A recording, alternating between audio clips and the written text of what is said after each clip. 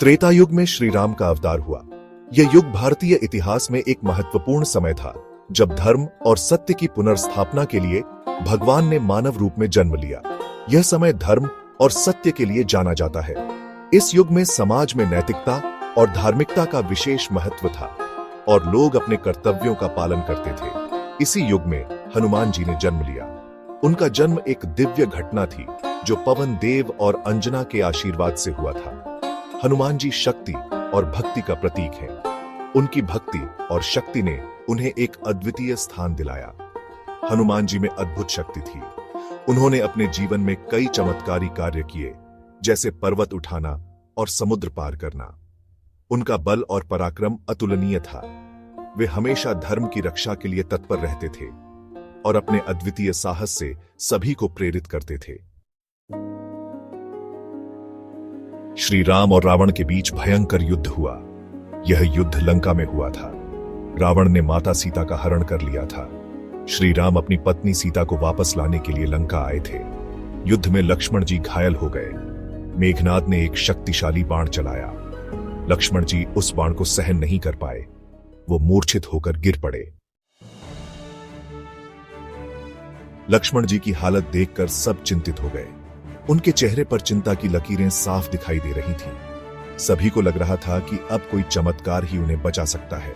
उनका जीवन खतरे में था। तब वैद्यराज सुषेण ने बताया कि हिमालय पर एक विशेष जड़ी बूटी है। यह बूटी इतनी शक्तिशाली है कि मृत व्यक्ति को भी जीवित कर सकती है।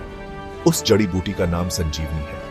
यह बूटी दुर्लभ और अत्यंत महत्वपूर्ण है। यह बूटी लक्ष्मण जी का जीवन बचा सकती है। सभी ने भगवान से प्रार्थना की कि हनुमान जी इस बूटी को जल्द से जल्द लेकर आए। श्री राम ने हनुमान जी से संजीवनी बूटी लाने का आग्रह किया। हनुमान जी ने तुरंत इस महत्वपूर्ण कार्य को स्वीकार किया। हनुमान जी तुरंत हिमालय के लिए उड़ चले।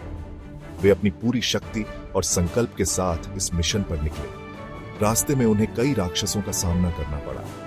ये राक्षस हनुमान जी को रोकने की कोशिश कर रहे थे, लेकिन हनुमान जी ने उन सभी को परास्त कर दिया। उनकी वीरता और साहस ने सभी बाधाओं को पार कर लिया। हिमालय पहुंचकर हनुमान जी को संजीवनी बूटी नहीं मिली। समय कम था। लक्ष्मण जी की हालत गंभीर थी और राम जी चिंतित थे। हनुमान जी ने हिमालय की ऊंचाइयों में हर जगह खोजा, लेकिन संजीवनी बूटी का कोई पता नहीं चला। तब हनुमान जी ने पूरा पर्वत ही उठा लिया।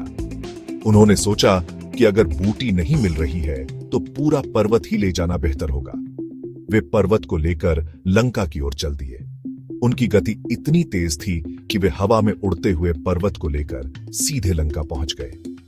हनुमान जी के इस पराक्रम से सब दंग रह गए। उनकी शक्ति और साहस को देखकर सभी लोग आश्चर्यचकित थे।